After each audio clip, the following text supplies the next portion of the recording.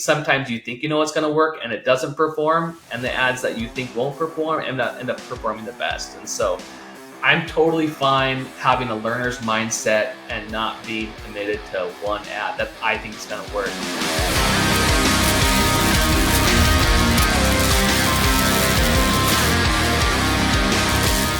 There's a preconceived notion that your YouTube video has to be kind of like that.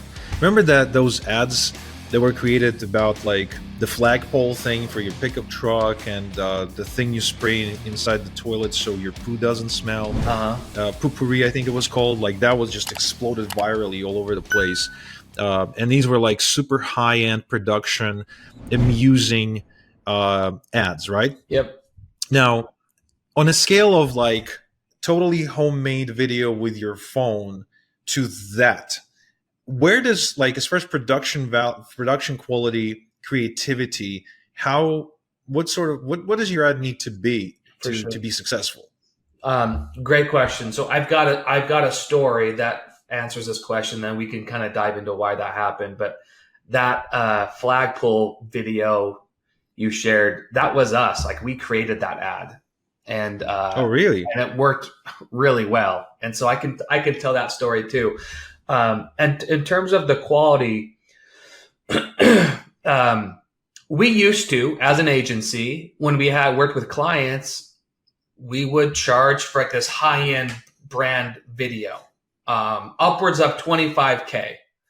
And we would invest a ton of money, time, energy, resources creating this high-end video, and it would work 50% of the time, meaning like we were able to hit our clients' goals.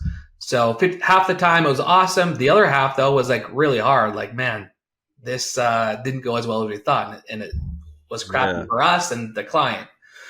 And we started to like, well, how can we mitigate that risk? And so we started to create like these, like we call it bullets before cannonballs. Before we launch a high-end video or cannonball, let's start with these simple tests and see if we can get the right message to the right audience with the right offer.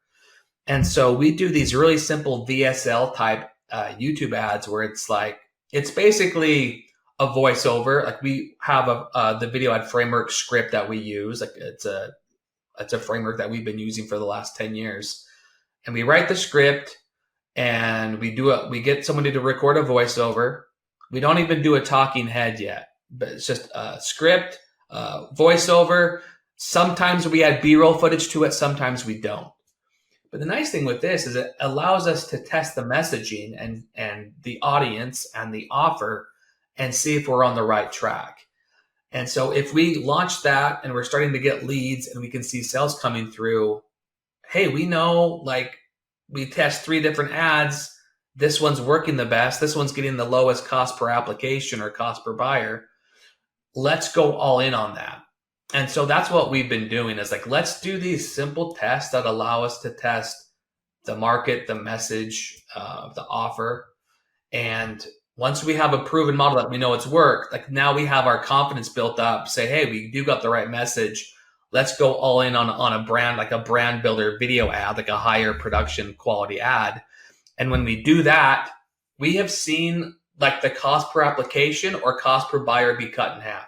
So for example, if you, like, let's say you want to get an application. So people are giving you their name, email, phone number, and probably answering 7 other questions about your business. We had a client who's like, I'll pay $300 for an application or a booked call. When we created the brand builder ad, we were able to get applications or booked calls for like $50. So it went from like 300 and in this case, dropped it over a third of the price. And so I think starting out, you can totally get away with any video, like a simple video, whether it's a VSL or a handheld YouTube video, like talking head, like those work. And I think it's great to test and prove the concept there. If you want to take your brand to the next level and work on scaling it, then video production does become a requirement. And when you invest in the video, like the high-end video, that means people will invest in your high-end offer too. And so that's what we found. Hmm. Interesting. Okay, I can appreciate that. Um, maybe you can. I definitely want to hear the story about the poll ad for sure. But before we go there, I'd love to know more about your structure. You mentioned you got a specific structure and you've been using it for 10 years, which I would makes me want to assume that it works. So I'd love to know what that structure looks like. Cool. Yeah, the way this came about is like I started like when I quit my job, I started running ads for myself because like I had a mortgage to pay and hospital bills to pay. Like this has to work.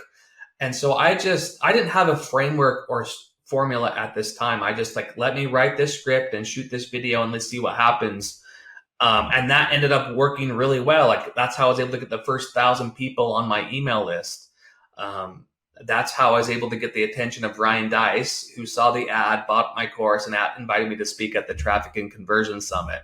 And then over the next 10 years, like we started writing this for our clients. We're like, well, how I started reverse engineering my thought process and how we go about writing these scripts. And so we came up with this 7-step framework. We call it like the video ad framework. So there's seven steps in it, but a couple of the important parts that I think everyone should know is like the hook. Like that first 5 to 10 seconds of your ad is probably the most important part of the ad because you want to attract the right audience and you want to repel people who aren't the right fit. So making sure you get the right audience. Maybe you can give us a few examples of hooks because I don't think people understand what a hook is. Got it. So a hook is like how you get people's attention and the right people's attention. An example of one is we worked with a client. She helped women build online courses and sell high ticket courses. Yeah. And so, and she had crushed it organically and she was ready to take her business to the next level. And so when we started working with her, like we created these higher end videos. And one of the hooks that performed the best was, hey, if you're looking to grow your online course business and sell high ticket offers, keep watching this video. If not, like feel free to skip this ad. And so that's nice. And we said that verbally and we put it visually on the screen. And so anyone who isn't interested in creating courses or own a business, they're going to skip that ad. And that's perfectly fine with us because we don't want to waste our time and attention and resources on people who just aren't interested in that. And, the small percentage of people who saw that and did have a course business, they watched it and it was highly relevant for them. And she ended up getting like a 5x return on ad spend with the YouTube ad campaigns. Wow, that's so cool. The best way I heard anyone explain what a hook is was John Carlton when I was working with him privately. And, he's got this thing of really creating mental pictures. So I think every great educator, anyone who's like truly able to make an impact as far as teaching ideas and concepts and principles, they usually have that word picture approach. And he said, look, imagine it's like the early 1900s and you're in the middle of a busy train station. The train's coming in, it's making the choo-choo sound and everyone's like scattering around, people running around with their bags and suitcases and everything. So now imagine you've got yourself a box or a crate, right? And you place it on the ground and you stand on top of it. Now, what do you need to shout from that crate to make the people that are your perfect customers, people who are like your ideal customers, literally stop as they're running towards their train that's about to leave the station, to stop and turn around? That's how he explained the hook to me. That's great. And I mean, it's 100% because it's the same principle on YouTube. It's like people are busy. They're on YouTube to learn something or to be entertained. And they see an ad pop up and their fingers hovering over the skip now button, right? So they just can't wait to skip it. And then, what can you say in that 5 seconds that's going to want them to keep watching that ad? And once you get the first 5 seconds, now you've earned the right to share the message for the next 10 seconds. And so in that next 10 seconds, like you got to be able to add the value and add like more of what the message is about. And so really with all the way to the end of clicking on the ad, then go into your landing page, people can opt in or purchase or whatever that next step is. But yeah, that all goes back to the hook. I do want to spend a little bit more time on the hooks because I do think it's extremely important and people don't understand it. Maybe, if you don't mind, maybe giving us a few more examples of like really cool hooks through that you've done throughout the years. Yeah. I got two more examples. Another one we did this was a person in the real estate industry. They were like their target market was people who are looking to buy a house. And so the very first thing we say is like, hey, do you know what the biggest challenge is when it comes to buying your first home? And question. You start off with a question because now it's like, if you're looking to buy a house and it's your first time, oh, you know what? Like perfect. You lean in. You're listening. Yeah. Yeah. And if not, you're skipping that ad, and that's great because you're not wasting your time. You're not wasting your ad spend. And so that was another one. Is like that's kind of one of my favorite ones. Is, hey, do you know what the biggest challenge is when it comes to this topic?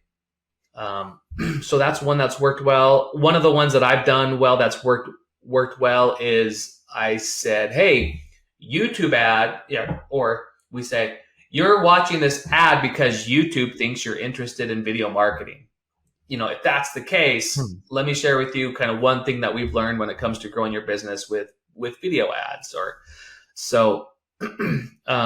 That was kind of a fun thing we do because we know like that YouTube is really good at targeting people. And it's not my fault. It's YouTube. YouTube wants you to see this, not me. Right? I'm on the screen because YouTube wants you to see this. So yeah, you might as well watch it. I'm surprised that some of your top hooks are not like super creative. In other words, like it's not something that you come up with like a crazy pattern interrupt or like try to like put a gun to a bunny's head or something like, and nothing shocking or crazy like that.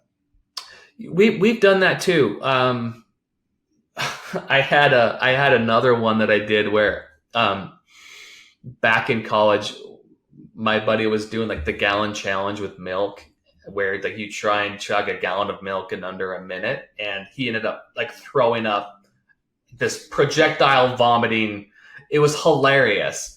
And I recorded it on video back in my college days. And so then when it comes to us, I said, one of my hook was, hey, do you want to see what happened to this guy? And it cut to like him throwing up like this projectile vomiting.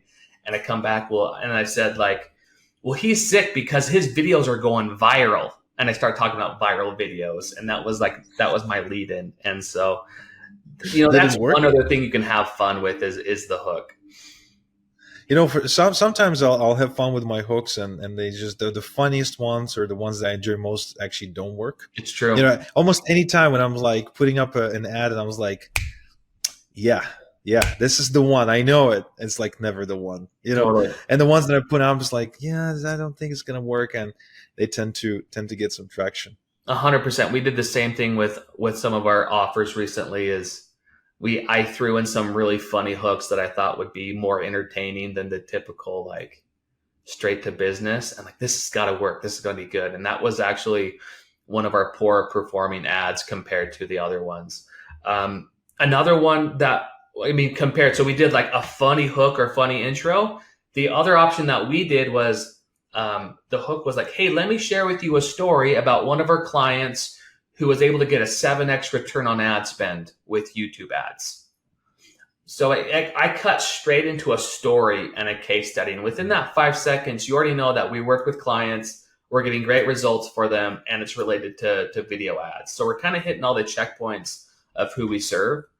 And then that one was our best performing ad compared to like the one that started off with like the humor element too. So to your point, I'm all about testing. I think sometimes you think it's going to work and it doesn't perform, and the ads that you think won't perform end up performing the best. And so I'm totally fine having a learner's mindset and not being committed to one ad that I think is going to work. We really just use the framework and we let the market decide based off the data. And so, Yeah, yeah, that makes sense.